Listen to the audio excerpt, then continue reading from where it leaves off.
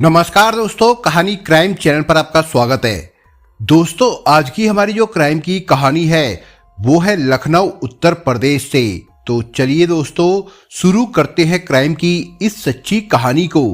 महाराज बख्श सिंह लखनऊ जिले से 26 किलोमीटर दूर गोसाईगंज इलाके के नूरपुर बेहटा गांव में रहते थे। उनके पास खेती की अच्छी खासी जमीन थी, इसलिए उनकी गिनती गांव के प्रतिष्ठित किसानों में होती थी। गांव में रहने के नाते उनका जीवन सरल और सीधा था। उन्होंने संतोष को पढ़ाना चाहा, लेकिन जब उसका पढ़ाई लिखाई में मन नहीं लगा तो उन्होंने कम उम्र में ही उसकी शादी मोहनलालगंज की रहने वाली राजकुमारी के साथ कर दी थी। शादी हो जाने के बाद संतोष अपनी घर गृहस्थी में रम गया। बाद में राजकुमारी 2 बेटों की मां भी बनी। इसके बाद तो उनके घर में खुशियां और भी बढ़ गई। बच्चे बड़े हुए तो उनका दाखिला गांव के ही स्कूल में करा दिया गया। संतोष गांव में रहकर पिता के साथ खेती किसानी करता था, लेकिन खेती के काम में उसका मन नहीं लगता था। इसके अलावा उसे एक गलत लत ये लग गई थी कि उसने अपने यार दोस्तों के साथ शराब पीनी शुरू कर दी थी। शुरू में महाराज सिंह ने उसे काफी समझाया था, लेकिन उसने पिता की बात को अनसुना कर दिया था। संतोष रोज शराब पीकर घर लौटता और पत्नी के साथ झगड़ता था। इससे पत्नी भी परेशान हो गई थी। संतोष का गांव में मन नहीं लगता था। वो चाहता था कि अपने परिवार के साथ शहर में रहे। इसकी वजह ये थी कि उसके गांव की जमीन के भाव काफी बढ़ चुके थे, जिसकी वजह से गांव के कुछ लोग अपनी खेती की जमीन बेचकर शहर चले गए थे। शहर जाकर उन्होंने अपने निजी काम धंधे शुरू कर दिए और वहां मजे की जिंदगी गुजार रहे थे। बच्चों के दाखिले भी उन्होंने अच्छे स्कूलों में करा रखे थे। उनकी देखा देखी संतोष भी शहर जाना चाहता था, इसलिए वो बार बार पिता पर जमीन बेचने का दबाव डाल रहा था। महाराज सिंह जानते थे कि बेटे को दुनियादारी की अभी इतनी समझ नहीं है। वो शहरी जिंदगी के रहन सहन और चकाचौंध की ओर खिंचा जा रहा है। इसलिए उन्होंने उसे समझाते हुए कहा, बेटा, अपना गांव और अपना खेती अपनी पहचान होती है। शहर में काम धंधा करना तो ठीक है, पर अपने खेत बेचकर वहां रहना मेरे लिए संभव नहीं है। इसलिए मैं तुझसे भी यही कहना चाहता हूं कि ऐसी बातें मन से निकालकर यही काम में मन लगा। बाबूजी, हमने नहर के किनारे वाली 4 बीघा जमीन का सौदा कर लिया है। 60 लाख रुपए मिल जाएंगे। इस पैसे से मैं आपको नया काम करके दिखा दूंगा, तब आपको लगेगा कि मेरी बात में कितना दम है। बेटा, तुम्हारी बात में कोई दम नहीं है। तुम शराब के नशे में गलत कदम उठा रहे हो। जमीन बेचकर तुम सारा घर परिवार बर्बाद कर दोगे। महाराज सिंह बेटे को समझा रहे थे। ये आवाज सुनकर संतोष की पत्नी राजकुमारी भी वहां पर आ गई। ससुर की बात पूरी होने से पहले ही वो बोल पड़ी, बाबूजी, आप इनकी बातों में मत आना। इनके शराबी यार दोस्तों ने ही इन्हें ये सलाह दी होगी। पत्नी के बीच में बोलने पर संतोष उसके ऊपर बिफर पड़ा। मेरी तरक्की से तुझे क्या परेशानी हो रही है? तू नहीं चाहती कि मैं यहाँ से शहर जाऊं और अच्छी जिंदगी गुजर बसर करूं। तूने मेरे पैरों में परिवार की बेड़ियां डाल रखी है, लेकिन तू अच्छी तरह से जान ले कि मैंने गांव की जमीन बेचकर शहर में काम करने की ठान ली है। अब मुझे इस काम से कोई नहीं रोक सकता। इसके बाद संतोष और राजकुमारी के बीच कहासुनी शुरू हो गई। बेटे बहू की लड़ाई देखकर 70 साल के महाराज सिंह बरामदे में पड़ी चारपाई पर बैठ गए। बेटे की ऐसी जिद देखकर उन्हें घर परिवार का भविष्य अंधकारमय नजर आने लगा था। वो समझ रहे थे कि बेटा जिद्दी है, वो मानेगा नहीं। इसलिए वो राजकुमारी को ही समझाते हुए बोले, बहू, इसके मुंह मत लग। जो करता है करने दे। ठोकर खाएगा तो इसे समझ आ जाएगी। शहर में रहकर काम धंधा चलाना कोई आसान काम नहीं है। हमने बहुतों को बर्बाद होते देखा है। बाबूजी, शहर जाकर बहुत लोग बन भी गए हैं। उनकी जानकारी आपको नहीं है। कुछ अच्छा भी सोचा करे। इतना कहकर संतोष गुस्से से बाहर चला गया। जिस जमीन को बेचने की बात संतोष कर रहा था, वो असल में उसके ही नाम थी। पहले वो जमीन उसर थी, लेकिन अब वहां से सड़क निकल गई तो उसकी कीमत बढ़ गई थी। महाराज सिंह सोचने लगे, कैसी विडंबना है कि शहर के लोग महंगी कीमत में जमीन खरीदकर गांवों से जुड़ना चाहते हैं और गांव के लोग जमीन बेचकर शहरों की चकाचौंध में फंसना चाहते हैं। चूंकि संतोष को शहर जाने की सनक सवार थी, इसलिए उसने अपनी जमीन बेच दी। महाराज सिंह ने उसी समय समझदारी दिखाते हुए जमीन की कीमत का बड़ा हिस्सा संतोष के बेटों के नाम पर बैंक में जमा करा दिया। उन्होंने संतोष को केवल 4 लाख रुपए ही दिए। संतोष के पास पैसा आ चुका था, इसलिए वो काम की तलाश में लखनऊ चला गया। उसे किसी काम धंधे की जानकारी तो थी नहीं, इसलिए लखनऊ जाने के बाद भी वो समझ नहीं पा रहा था कि क्या काम शुरू करे। ज्यादा से ज्यादा उसने ढाबा और होटल ही देखे थे और उनके बारे में थोड़ी बहुत जानकारी थी। शहर में उसे ऐसी कोई जगह नहीं मिली जहां वो अपना काम शुरू कर सके। 1-2 जगह उसने देखी भी, लेकिन उनका किराया बहुत ज्यादा था। शहर में ढाबा खोलना उसके बूते के बाहर था। उसे शहर के बाहर बसी कॉलोनियों में ढाबा खोलना और चलाना आसान लग रहा था। संतोष पहले जब काम धंधे की तलाश में लखनऊ आता तो वहां एक ढाबे पर खाना खाता था। उसकी जान पहचान उस ढाबे पर खाना बनाने वाले श्याम कुमार से थी। संतोष ने उसी के साथ काम शुरू करने की योजना बनाई। वो श्याम के पास जाकर बोला, श्याम भाई, तुम बहुत अच्छा खाना बनाते हो। मुझे उम्मीद है कि यहाँ तुम जितनी मेहनत करते हो उसके अनुसार तुम्हें पैसे भी नहीं मिलते होंगे। मैं भी एक ढाबा खोलना चाहता हूँ और चाहता हूँ कि उस ढाबे को हम दोनों मिलकर चलाएं। ये सुनकर श्याम खुश हो गया। उसे फ्री में बिजनेस करने का मौका मिल रहा था, इसलिए उसने संतोष के साथ काम करने की हामी भर ली। उसने कहा, संतोष भाई, यहाँ तो कोई ऐसी जगह नहीं है जहाँ ढाबा खोला जा सके, लेकिन जानकीपुरम इलाके में सेक्टर 2 के पास एक ढाबा है। वो ढाबा इस समय चल नहीं रहा है। तुम कहो तो मैं बात करूं। ठीक है, तुम बात करो, हम मिलकर उस ढाबे को चलाएंगे। संतोष ने कहा तो श्याम ने उस ढाबे के मालिक से बात कर ली। वो उन्हें अपना ढाबा किराए पर देने के लिए राजी हो गया। इसके बाद दोनों ही उस ढाबे को चलाने लगे। दोनों की मेहनत से काम चल निकला। ढाबे से आमदनी बढ़ी तो संतोष की फिजूल खर्ची भी बढ़ गई। वो अपनी आमदनी का ज्यादातर हिस्सा दोस्तों के साथ शराब पीने इत्यादि पर खर्चा करने लगा। यानी उसका हाल आमदनी अठन्नी और खर्चा रुपया वाला हो गया था। जितना वो कमाता नहीं था उससे ज्यादा खर्चा कर देता था। धंधे में व्यस्त होने की वजह से उसका गांव में आना जाना भी कम हो गया था। वो कभी कभी ही गांव जाता था। उसने गांव से अपना रिश्ता लगभग तोड़ सा लिया था। वो केवल पैसे लेने के लिए ही गांव जाता था। श्याम का एक दोस्त था, रिंकू मिश्रा, जो जानकीपुरम में रहता था। वो भी पहले श्याम के साथ ही ढाबे पर काम करता था। श्याम किसी वजह से उसका ढाबा छोड़कर कहीं चला गया तो संतोष के सामने ढाबा चलाने की समस्या खड़ी हो गई।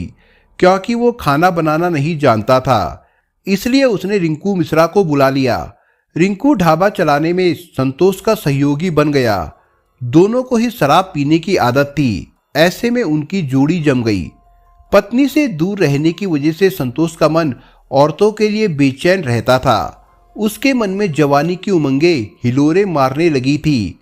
चूंकि संतोष खूब बन ठन कर रहता था, इसलिए रिंकू उसे बहुत पैसे वाला समझता था। रिंकू उसके पैसे से खुद भी मजे करना चाहता था और संतोष को भी कराना चाहता था। संतोष ने मन की बात रिंकू को बताई तो वो संतोष को देह धंधा करने वाली औरतों के पास ले जाने लगा। दोनों ही वहां मस्ती करते। एक दिन संतोष ने रिंकू से कहा, रिंकू भाई, सही कहूं तो इन औरतों के पास आने से तन की प्यास तो बुझ जाती है, पर मन में कोई सुख महसूस नहीं होता। हो सके तो कोई परमानेंट इंतजाम करवा दो। ठीक है संतोष भाई, मैं तुम्हारे लिए कोई परमानेंट इंतजाम करवाता हूँ। रिंकू ने उसे भरोसा दिलाया। संतोष के ढाबे पर रिंकी तिवारी नाम की एक युवती आती थी। वो काकोरी गांव की रहने वाली थी। उसकी शादी हरदोई के रहने वाले प्रेम कुमार के साथ हुई थी, लेकिन शादी के कुछ साल के अंदर ही उसका अपने पति से झगड़ा हो गया तो वो वापस अपने मायके आ गई। वो लखनऊ आती जाती रहती थी। इसी दौरान रिंकी की मुलाकात रिंकू से हुई। रिंकी कुछ दिन रिंकू के जानकीपुरम स्थित मकान में किराएदार के रूप में रही थी। रिंकू ने रिंकी को संतोष के बारे में बताया। रिंकी भी चाहती थी कि वो किसी पैसे वाले के साथ बंधे। एक दिन रिंकू ने एकांत में रिंकी की मुलाकात संतोष से करा दी। 40 साल का संतोष 22 साल की रिंकी से मिलकर बहुत खुश हुआ। चूंकि दोनों को ही एक दूसरे के साथ की जरूरत थी, इसलिए बहुत जल्दी उनके बीच में दोस्ती हो गई। रिंकी को मर्दों की कमजोरी का पता था। वो संतोष के करीब जाने से पहले उसे अच्छी तरह से तोल लेना चाहती थी।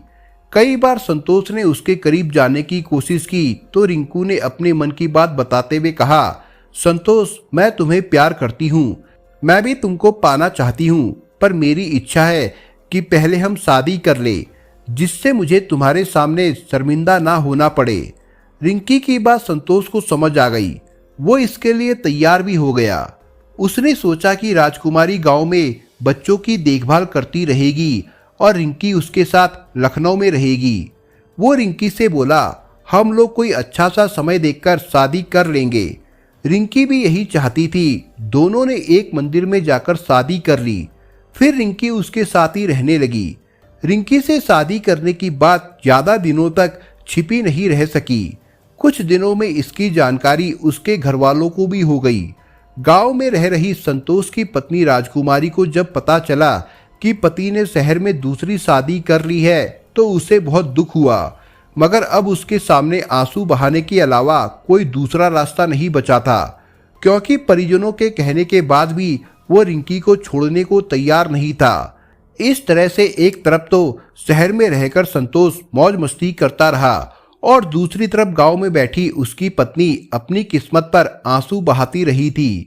इसी दौरान 18 मार्च 2014 को थाना गाजीपुर के इस्माइलगंज में लखनऊ फैजाबाद राजमार्ग पर केटीएल वर्कशॉप के पास एक अधबने मकान में एक आदमी के शव पड़े होने की सूचना मिली। खबर पाते ही थाना प्रभारी नोवेंद्र सिंह सिरोही, एसएसआई आरआर कुशवाहा और कुछ पुलिस वाले वहां पहुंच गए।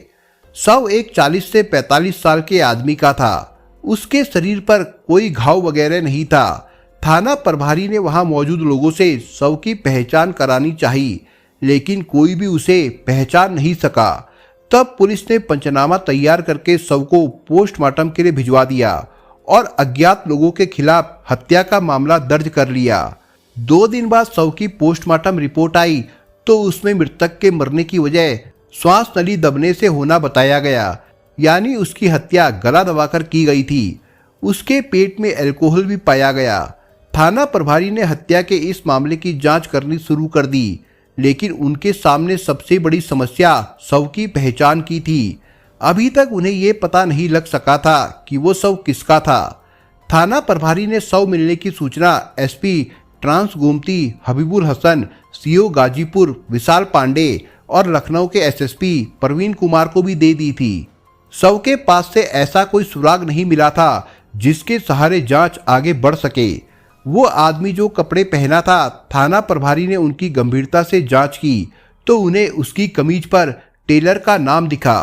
कमीज पर लगे लेबल पर टेलर का नाम न्यू फैंसी टेलर गोसाईगंज लिखा था। लखनऊ के आसपास के जिलों में गोसाईगंज नाम के 3 बाजार है। पहला लखनऊ जिले में है, दूसरा सुल्तानपुर में और तीसरा फैजाबाद जिले में है। थाना प्रभारी ने इन बाजारों में न्यू फैंसी टेलर का पता लगाना शुरू किया।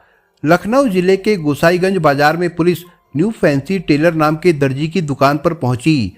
पता चला वो दुकान बहुत पुरानी है। उस दर्जी ने कमीज देखते ही बता दिया कि वो लेबल उसके यहाँ का नहीं है। इसके बाद पुलिस गाजीपुर पहुंची। वहां रूप कुमार नाम का टेलर मिला। उसने कमीज देखते ही बता दिया, साहब ये तो कल्लू भाई की कमीज है। रूप कुमार कल्लू को अच्छी तरह से जानता था, इसलिए वो बोला, साहब मुझे याद है कि इस कमीज का कपड़ा वो लखनऊ के किसी मॉल से लेकर आए थे। पुलिस से जब उससे कल्लू भाई का पता मालूम लिया तो टेलर ने बता दिया कि वो यहीं के नूरपुर बेहटा गांव में रहते हैं। पहले वो यहीं रहते थे, लेकिन कुछ दिनों से वो लखनऊ जाकर रहने लगे थे। वैसे गांव में उनके माता पिता वगैरह रहते हैं। टेलर से बात करने के बाद पुलिस टीम नूरपुर बेहटा गांव पहुंच गई। वहां पता चला कि कल्लू का दूसरा नाम संतोष है। घर पर सब उसे कल्लू कहते थे। घर पर संतोष की पत्नी और पिता मिले। घर वालों को जैसे ही पता लगा कि संतोष का मर्डर हो गया है तो घर में कोहराम मच गया। सभी रोने लगे। उसकी पत्नी राजकुमारी ने सीधे आरोप लगाया कि उनकी हत्या में रिंकी तिवारी और रिंकू मिश्रा का हाथ है। बाद में घर वाले भी मोर्चरी पहुंच गए। वहां राजकुमारी ने शव की पहचान अपने पति संतोष उर्फ कल्लू के रूप में की।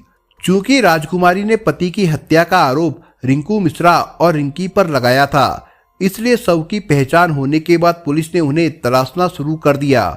एक सप्ताह की कड़ी मशक्कत के बाद पुलिस ने रिंकी तिवारी और रिंकू मिश्रा को हिरासत में ले लिया। थाने लाकर जब उनसे संतोष कुमार की हत्या के बारे में पूछताछ की गई तो उन्होंने आसानी से अपना जुर्म कबूल कर लिया। उन्होंने संतोष की हत्या की जो कहानी बताई वो रिश्तों की मर्यादा को तार तार करती नजर आई। उम्र में 2 गुने बड़े संतोष के साथ पति पत्नी के संबंध निभाते रिंकी को ये पता चल चुका था कि संतोष के पास अब बहुत पैसा नहीं है। उसने जिस मकसद से उसके साथ शादी की थी वो मकसद उसे पूरा होता नजर नहीं आ रहा था, इसलिए वो धीरे धीरे संतोष से किनारा करने लगी थी। संतोष के प्रति उसकी दिलचस्पी भी खत्म हो चुकी थी। इसके अलावा रिंकू ने संतोष से 1,60,000 रुपए उधार लिए थे। संतोष ने जब उससे अपने पैसे मांगे तो वो पैसे लौटाने में आनाकानी करने लगा था। लगातार तकाजा करने से रिंकू भी परेशान हो गया था। इसी बीच रिंकू और रिंकी के बीच अवैध संबंध भी बन चुके थे।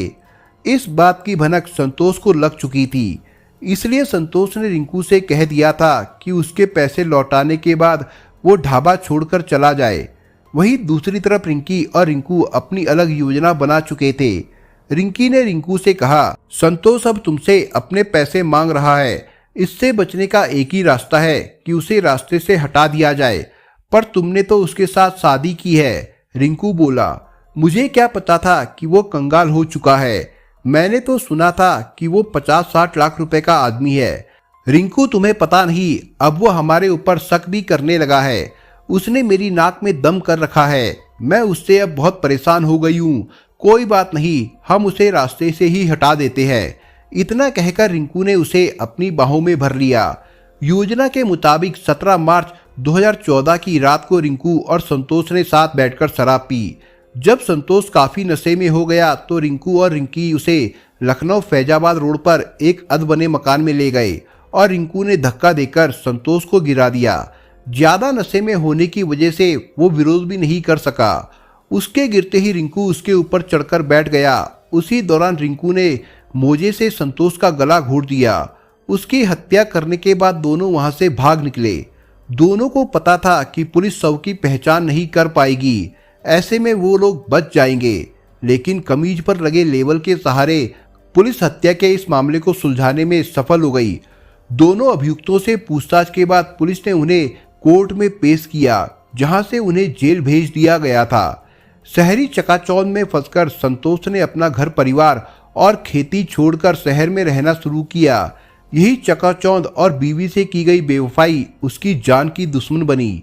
जेल जाते समय रिंकी और रिंकू खुद को बेकसूर बता रहे थे। उनकी सच्चाई को परखने का काम अदालत करेगी। जो लोग शहर की चकाचौंध देखकर शहर की तरफ भागते हैं, उन्हें देखना चाहिए कि शहरी आकर्षण में कुछ बुराइयां भी है। दोस्तों, इस कहानी के बारे में आपके विचार क्या है, हमें कमेंट बॉक्स में जरूर बताएं। और दोस्तों, अगर आपको हमारा काम पसंद आया हो तो वीडियो को लाइक शेयर जरूर करिए। और अगर आपने अभी तक चैनल को सब्सक्राइब नहीं किया हो तो जाने से पहले चैनल को सब्सक्राइब जरूर करिए दोस्तों। धन्यवाद।